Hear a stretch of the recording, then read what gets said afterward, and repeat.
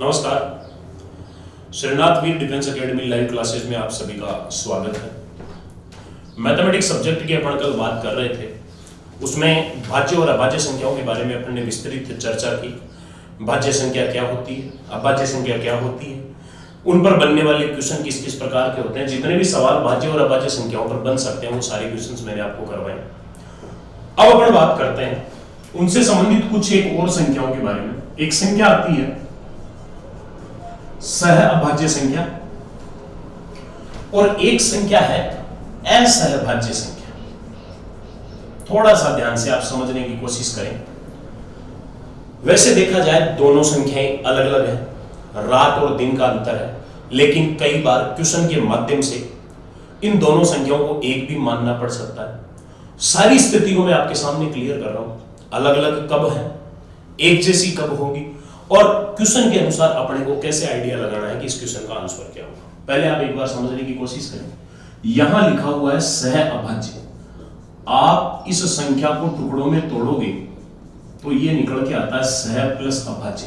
मतलब सह शब्द का शाब्दिक अर्थ होता है साथ में। दो अभाज्य संख्या जो एक साथ लिखी गई है, उन दोनों अभाज्य संख्याओं को परस्पर या आपस में सह अभाज्य संख्याओं के नाम से जाना जाता है। जैसे 5, 7, 11, 23, 31, 3, 47, 97। इस प्रकार से ये सारी की सारी संख्याएं दो दो संख्याओं के जोड़े के रूप में लिखी हुई है और दोनों की दोनों संख्याएं जो प्रत्येक जोड़े में लिख रखी है वो दोनों संख्याएं अभाज्य संख्या है। मतलब इन दोनों में न तो आपस में किसी का भाग जाता है और न ही दोनों में स्वयं के अलावा किसी और का भाग जाता है। ऐसी संख्याएं जो आपस में अभाज्य हैं और खुद भी अभाज्य संख्या है, उनको अगर अपन परस्पर या आपस में बात करें तो आपस में ऐसी संख्या क्या कहलाएगी? सह अभाज्य संख्या कहलाती है। अब इस शब्द को और समझे आप, यहां लिखा गया है असहभाज्य। इस शब्द की अगर आप संधि विच्छेद करोगे तो इस शब्द के टुकड़े निकल कर आएंगे अ प्लस सह प्लस भाज्य। अब देखिए, जब मैंने शुरुआत में ये बात बोली, अभी मैं कह रहा हूं कि दोनों बातें अलग अलग हैं, तो बॉस ये मान के चलो 90% जो टीचर्स पढ़ाते हैं वो इन दोनों बातों को एक ही बता के चलते हैं। तो मेरे एक बात समझ में नहीं आई, अगर ये दोनों शब्द ही अलग अलग हैं या दोनों शब्द वो बताते हैं कि एक ही है, तो मेरी एक बात समझ में नहीं आई कि अगर दोनों शब्द एक ही है तो इन दोनों का नाम अलग अलग लिखने की आवश्यकता क्या है। और दूसरी बात, अगर नाम भी चलो अलग अलग लिखा है तो इन दोनों का अर्थ अलग अलग क्यों निकल रहा है? दोनों के शब्दों को अगर अपन टुकड़ों में तोड़ रहे हैं, यहां से शब्द निकल कर आया है अभाज्य और यहां से शब्द निकल रहा है भाज्य। मतलब क्या है? यहां पर दो अभाज्य संख्या जो एक साथ लिखी गई है और यहां पर दो भाज्य संख्या जो एक साथ लिखी गई है। अब उसमें शब्द पहले ए लगाया गया, इस ए का मतलब क्या है वो मैं बाद में क्लियर करूंगा, लेकिन पहले आप ये समझो सहभाज्य और सह अभाज्य।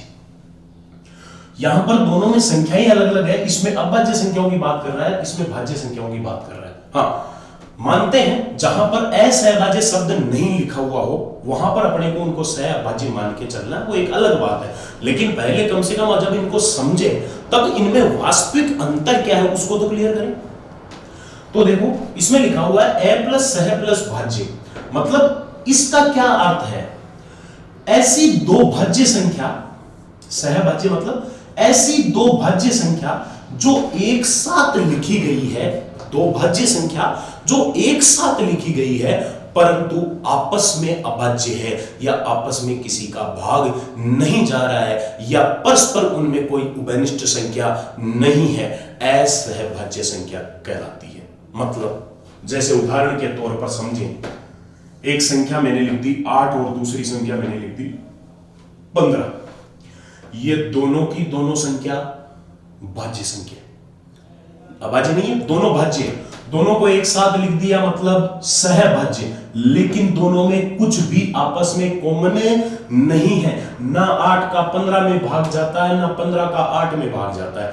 8 के किसी भी गुणनखंड का 15 में भाग नहीं जाता, 15 के किसी भी गुणनखंड का 8 में भाग नहीं जाता, मतलब इन दोनों में कोई भी उभयनिष्ठ गुणनखंड नहीं है, इसलिए ये कौन सी संख्या है, ये एक असहभाज्य संख्या है। उसी प्रकार लिख दिया 4 और 9। 4 और 9 दोनों भाज्य संख्या है, दोनों में आपस में किसी का भी भाग नहीं जा रहा, दोनों में आपस में कुछ भी कॉमन नहीं है, इसका मतलब ये कौन सी संख्या है, ये असहभाज्य संख्या है। इसी प्रकार लिख दिया मैंने 9 और 16, दोनों की दोनों भाज्य संख्या है, लेकिन दोनों में आपस में कुछ भी कॉमन नहीं है, उभयनिष्ठ गुणनखंड नहीं है, इसलिए ये कौन सी संख्या है, ये असहभाज्य संख्या है। लिख दिया मैंने 16 और 25। 16 और 25 दोनों की दोनों भाज्य संख्या है, दोनों में आपस में कुछ भी कॉमन नहीं है, कुछ भी उभयनिष्ठ नहीं है, इसका मतलब ये कौन सी संख्या है, ये असहभाज्य संख्या है। कुल मिलाकर बात ये है, ऐसी दो भाज्य संख्या जिनमें आपस में कुछ भी उभयनिष्ठ ना हो, उनमें कोई भी सार्वनिष्ठ गुणनखंड ना हो, क्या कहलाती है, असहभाज्य संख्या कहलाती है। और दो अभाज्य संख्याएं अगर एक साथ लिखी गई है, अभाज्य संख्या है तो निश्चित रूप में उससे उनमें ये तो बोलने की आवश्यकता ही नहीं है, अगर वो अभाज्य है तो सार्वनिष्ठ गुणनखंड होना संभव नहीं है। इनमें भी सार्वनिष्ठ गुणनखंड नहीं है, लेकिन इनमें भी सार्वनिष्ठ गुणनखंड नहीं है, दोनों में सार्वनिष्ठ गुणनखंड तो नहीं है, लेकिन इसमें भाज्य है और ये अभाज्य, इसलिए ये सह अभाज्य और इनको कहा गया असहभाज्य संख्या। दोनों की दोनों में क्या अंतर है, 4-4 एग्जांपल देकर मैंने क्लियर कर दिए। अब यहां पर अगर मैं लिखता हूं 4 और 6, वही दो संख्याओं का जोड़ा मैंने लिखा है, लेकिन अब आप ये देखिए दोनों की दोनों संख्या भाज्य संख्याएं हैं और इन दोनों संख्याओं में 2 कॉमन भी है, मतलब इन दोनों में 2 का भाग भी जा रहा है, तो ये असहभाज्य नहीं, ये सहभाज्य संख्या है।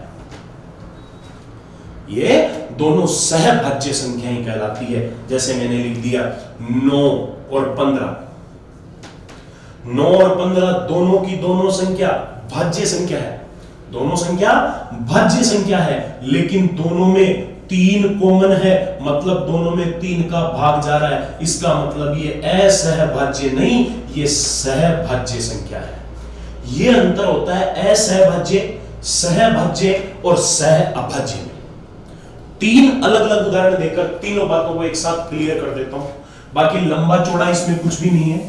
फिर उसके बाद में इस पर बनने वाले क्वेश्चनों के अनुसार अपन डिस्कशन कर लेते हैं कि क्वेश्चनों के आधार पर आंसर का पता कैसे लगाना है।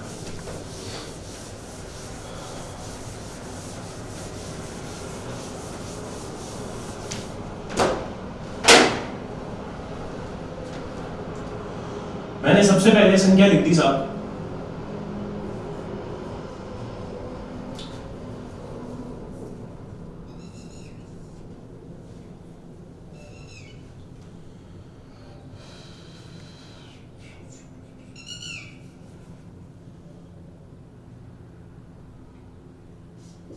ये 2 संख्याएं मैंने लिख दी, दोनों संख्या है 15 और 16, दोनों की दोनों संख्या भाज्य संख्या है और दोनों में ही आपस में किसी का भी भाग नहीं जा रहा है, मतलब इन दोनों में कोई भी सार्वनिष्ठ गुणनखंड नहीं है। और सार्वनिष्ठ गुणनखंड अगर नहीं है और ये भाज्य संख्या भी है, तो भाज्य संख्या जो दोनों एक साथ हो लेकिन कुछ भी कॉमन नहीं हो, क्या कहलाएगा, असहभाज्य संख्या कहलाएगी। उसी प्रकार जैसे मैंने लिख दिया 15 और 20, 15 और 20 दोनों की दोनों संख्या क्या है, ये दोनों की दोनों संख्या भाज्य संख्या है और दोनों एक साथ लिखी गई है तो सहभाज्य है। और सबसे बड़ी बात, इन दोनों में 5 कॉमन भी है, इन दोनों में 5 का भाग भी जा रहा है, इसलिए पीछे ए नहीं लगेगा। ये कौन सी संख्या है, ये सहभाज्य संख्या है।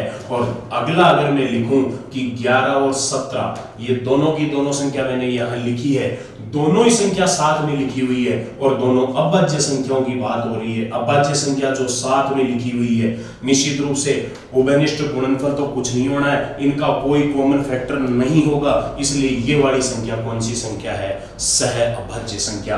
3 उदाहरण से तीनों शब्दों को क्लियर कर दिया, तीनों में क्या अंतर है। इसलिए मेरे हिसाब से आशा करता हूं आपकी बात समझ में भी आ गई होगी कि तीनों में अंतर है, बहुत बड़ा अंतर है, लेकिन कई बार क्वेश्चन में अगर इस संख्या के बारे में डिस्कस नहीं किया गया है। मान लो क्वेश्चन में कहीं पर यह जिक्र ही नहीं किया गया, या फिर किसी किताब या किसी पब्लिकेशन में अगर यह शब्द नहीं लिखा गया है, तो फिर इस संख्या के जोड़े को भी सह अभाज्य संख्या ही माना जाएगा। दोनों बात क्लियर कर चुका हूं। अगर यह शब्द लिखा गया है तब तो दोनों अलग अलग है और निश्चित रूप से अलग है, लेकिन अगर इस शब्द का किसी एग्जाम में जिक्र ही नहीं किया गया, तो फिर ये जो असहभाज्य संख्या मैंने लिखी है, अगर असहभाज्य शब्द ही नहीं लिखा, तो फिर आपको उसको सह अभाज्य ही मानकर चलना है। मतलब उस आधार पर फिर दो ही प्रकार की हो जाएगी, सहभाज्य, सह अभाज्य। मतलब साथ में लिखी गई संख्या जिनमें भाग जाता है, साथ में लिखी गई संख्या जिनमें भाग नहीं जाता है। इस आधार पर सहभाज्य और सहअभाज्य संख्याओं का बंटवारा किया जाता है। लेकिन वास्तविकता में अगर संख्याओं के आधार पर देखा जाए तो यह संख्या मूलतः तीन प्रकार की है, जिसमें दो अभाज्य संख्या जो एक साथ लिखी जाती है उन्हें सहअभाज्य संख्या, दो भाज्य संख्या जो एक साथ लिखी गई है और उनमें किसी का भी भाग नहीं जाता तो असहभाज्य संख्या, और अगर भाग चला जाता है तो सहभाज्य संख्या कहलाती है। क्वेश्चन से इसको क्लियर करते हैं। देखो,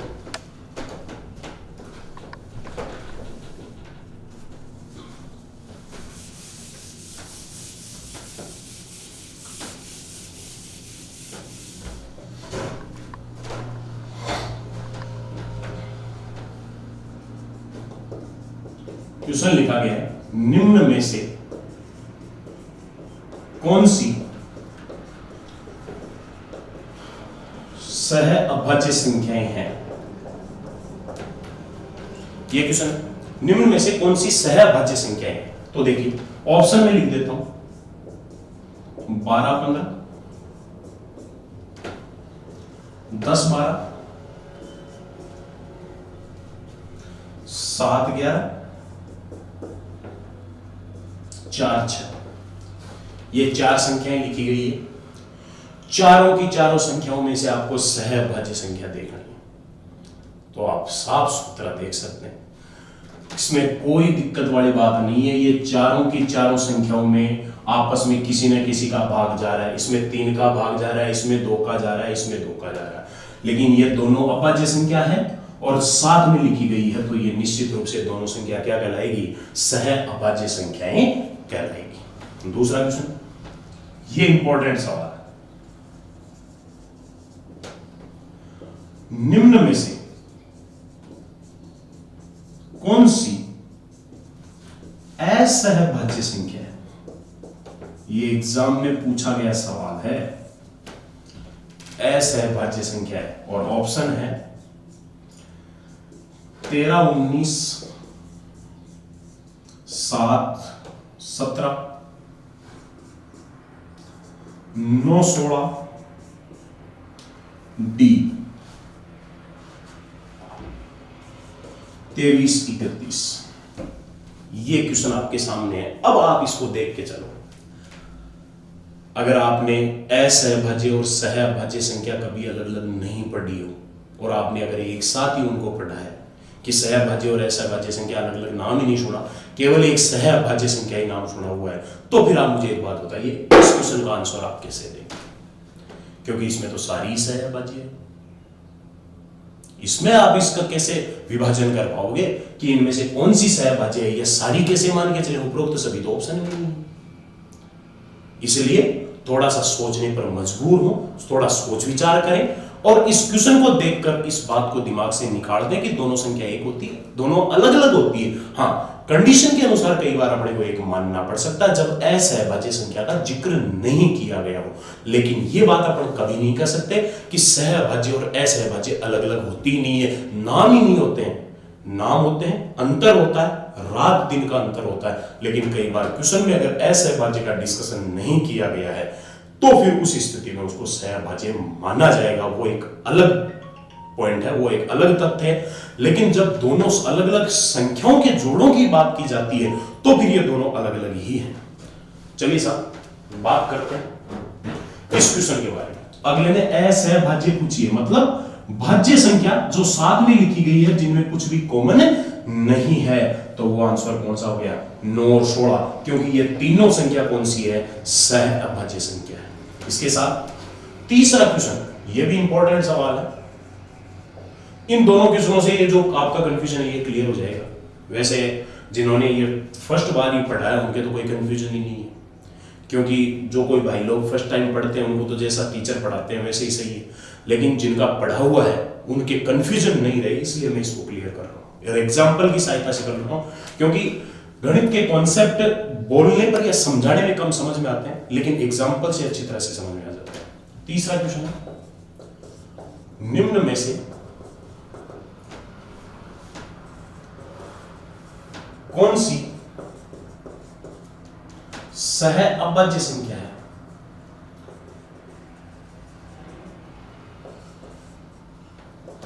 पहला ऑप्शन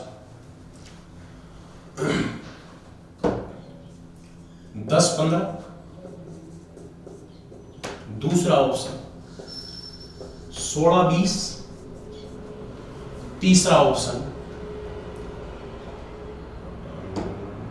8-15, चौथा ऑप्शन 3। अब आप देख लीजिए, ये जो क्वेश्चन है ये क्वेश्चन अलग स्थिति में है। अब यहां पर अगले ने सहभाज्य संख्या पूछी, तो आप देख सकते हो, वैसे देखा जाए तो ये वाली संख्या कौन सी है, सहभाज्य, ये भी सहभाज्य, ये भी सहभाज्य, और ये कौन सी है, असहभाज्य। लेकिन इस क्वेश्चन में असहभाज्य शब्द लिखा हुआ ही नहीं है, इसने क्या पूछा है, सहभाज्य पूछा है। तो इसका मतलब निश्चित रूप से इसने सहभाज्य का मतलब क्या निकाला है, इस क्वेश्चन के अनुसार इसने सहभाज्य का मतलब निकाला है कि ऐसी संख्याएं जो आपस में अभाज्य हैं, परस्पर अभाज्य संख्या है, उनको क्या कहा गया है, सहभाज्य संख्या। इसके अकॉर्डिंग इस क्वेश्चन का आंसर 8 और 15 है। अब मेरे हिसाब से दोनों क्वेश्चनों से बात समझ में आ गई होगी कि अगर असहभाज्य लिखा गया है तब तो उसको उसी हिसाब से कर आंसर देना, लेकिन अगर असहभाज्य नहीं लिखा गया या असहभाज्य का जिक्र नहीं करके अगर उसको सहभाज्य बताया जा रहा है तो फिर स्थिति कुछ इस प्रकार से पड़ेगी।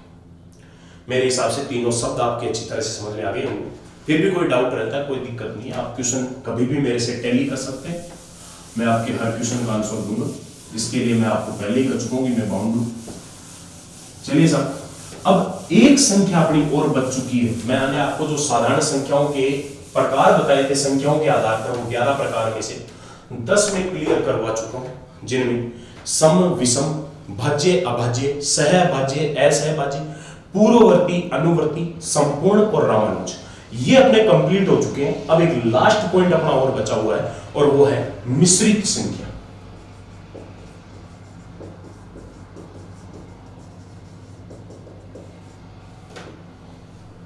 देखिए साहब, मिश्रित संख्या क्या है, नॉर्मल सा पॉइंट है, आराम से भी समझ में आ जाएगा। मिश्रित संख्या को कैसे समझना है, कैसे ट्रीट करना है, उसको एक बार आप समझो। देखो, पहली चीज तो एक बात मैं क्लियर कर देता हूं, मिश्रित संख्या वही होगी जो भाज्य संख्या है।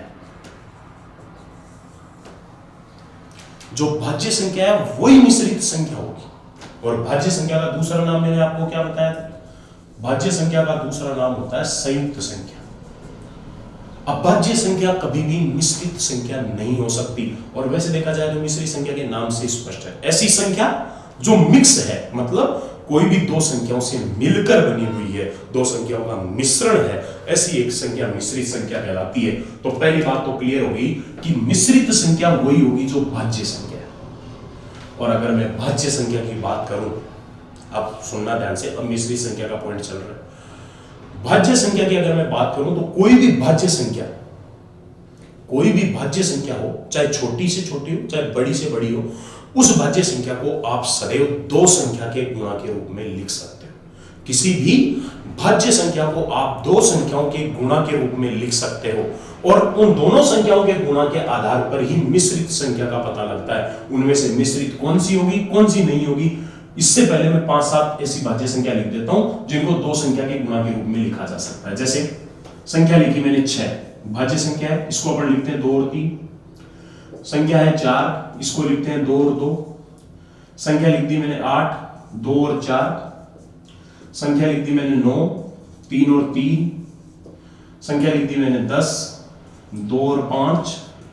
संख्या लिख दी मैंने 12, चाहे अपन 2 और 6 बोल दे, चाहे इसको अपन 3 और 4 बोल दे।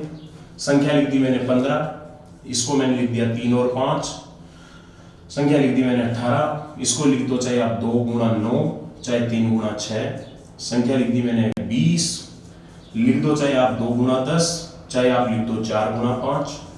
संख्या लिख दी मैंने 21, लिख दिया मैंने 3 गुणा 7। संख्या लिख दी मैंने 35, लिख दिया मैंने 5 गुणा 7। संख्या लिख दी मैंने 42, इसको लिख सकता हूं मैं 3 गुणा 14 या 2 गुणा 21। इस प्रकार से ये सारी की सारी मैंने आपको समझाने के लिए भाज्य संख्याएं लिखी है। इन सभी भाज्य संख्याओं को अपन 2 अलग अलग संख्या के गुणा के रूप में लिख सकते हैं। अब देखिए साहब, ये तो हो गई भाज्य संख्या की बात। अब इनमें से, इन सारी की सारी भाज्य संख्याओं में से मिश्रित संख्या कौन सी है? इन सारी की सारी भाज्य संख्याओं में से मिश्रित संख्या उस संख्या को कहा जाता है जिसका गुणनफल 2 अभाज्य संख्याओं से मिलकर बना हो। मतलब कोई भी भाज्य संख्या जो जिन 2 संख्या के गुणा से प्राप्त हो रही है, यदि वे दोनों संख्याएं अभाज्य है तो फिर संबंधित गुणनफल से प्राप्त संख्या या भाज्य संख्या एक मिश्रित संख्या कहलाती है। जैसे सबसे पहला मैंने लिखा 4, इसको अपन ने क्या लिख रखा है? 2 गुणा 2, दोनों की दोनों अभाज्य है, लेकिन दोनों अलग अलग कहां है साहब? दोनों एक ही है। तो एक ही संख्या को 2 बार लिखा गया, इसलिए इसके बारे में नहीं कह सकते। 6, इसको लिखा गया 2 गुणा 3, 2 और 3 के गुणा से प्राप्त हुआ 6, मतलब भाज्य तो है, मिश्रित है या नहीं है? तो उसके लिए आप ये देखिए, क्या ये 2 और 3 दोनों अभाज्य संख्या है?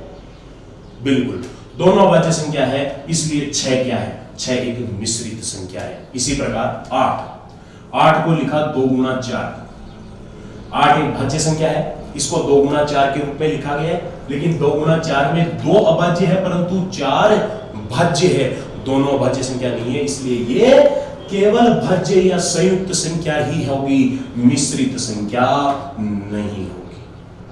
अगला, इसको लिख दिया मैंने 3 गुणा 3 9 को, लेकिन 3 और 3 तो एक ही संख्या है, अलग अलग कहां हुई? इसलिए ये भाज्य संख्या ही होगी, मिश्रित नहीं होगी। इसको लिखा मैंने 2 और 5, 10 को 2 गुणा 5 लिखा गया है, 2 गुणा 5 में 2 और 5 दोनों की दोनों अभाज्य संख्या है, और दोनों अभाज्य संख्या है तो इसके गुणनफल से बनी गई संख्या भाज्य या संयुक्त के साथ साथ मिश्रित संख्या भी होगी। 12 के जहां टुकड़े गुणा में 2 हो रहे हैं वहां पर मिश्रित होने का तो सवाल ही खड़ा नहीं होता। आप देख सकते हो 2 और 6 में 2 अभाज्य है परंतु 6 नहीं है, 3 और 4 में 3 अभाज्य है परंतु 4 नहीं है, तो 12 एक मिश्रित संख्या भी नहीं है। इसके बाद 15 को लिखा 3 गुणा 5, मिश्रित संख्या है क्योंकि 3 और 5 दोनों अभाज्य संख्या होती है।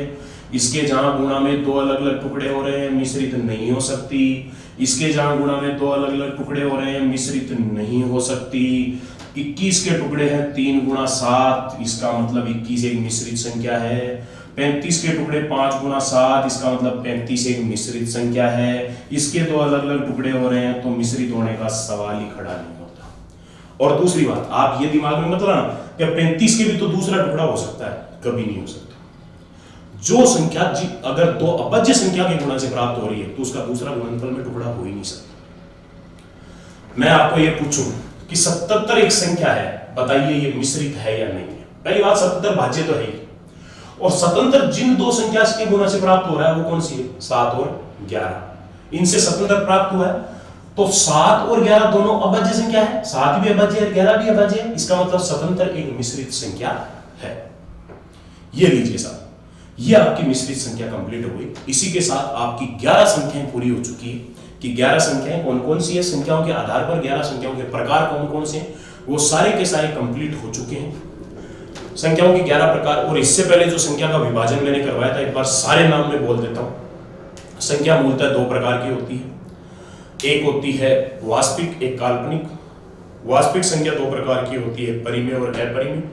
परिमेय संख्या 2 प्रकार की होती है, साधारण और दशमलव। साधारण संख्या 3 प्रकार की होती है, पूर्णांक, पूर्ण और प्राकृत। दशमलव संख्या 2 प्रकार की होती है, शांत और अशांत। अशांत संख्या 2 प्रकार की होती है, शुद्ध और मिश्रित। उसके बाद में शुद्ध और मिश्रित संख्या को वापस परिमेय रूप में बदलना मैंने बताया था, सारी चीजें समझा चुका हूं। उसके बाद बताया था कि साधारण संख्याओं के जो 11 प्रकार होते हैं या संख्याओं के आधार पर इनके जो 11 भाग हैं वो कौन कौन से हैं, जिनमें से सम विषम पूरा करवा दिए, भाज्य अभाज्य पूरा करवा दिए, सहभाज्य असहभाज्य पूरा करवा दिया, पूर्ववर्ती अनुवर्ती करवा दिया, रामानुज करवा दिया, संपूर्ण करवा दिया और ये मिश्रित करवा दिया।